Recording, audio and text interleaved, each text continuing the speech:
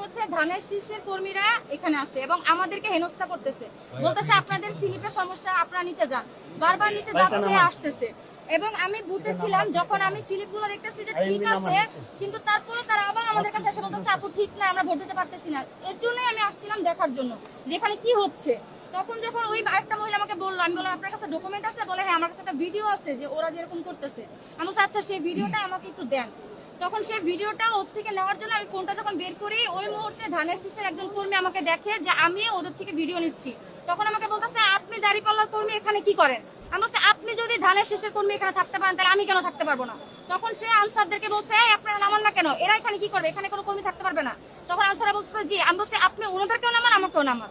পরে বলতেছে ঠিক আছে নামেন। ওরা আমাকে নিয়ে আসতেছে, ওরা 50 জনের মতো ছিল, আমাকে ঘেরাও করে ফেলছে। তখন আমি আরো আমার সাথে আরো 2 জন মেয়ে ছিল, একটা ছেলে ছিল, ভাই আমরা 4 জন ছিলাম। আমরা নামতেছি, সিঁড়ি দিয়ে নামার সময় ওরা আমাকে পিছন থেকে ঘুষি লাথি মারতেছিল এবং নিচে আসার পরে ওরা আমার হাত থেকে ফোন টান দিয়ে নিতেছে, আমার ওন্না টান দিতেছিল। তারপর আমি সেনাবাহিনীর কাছে আমি আমার প্রাণ ভিক্ষা চাই।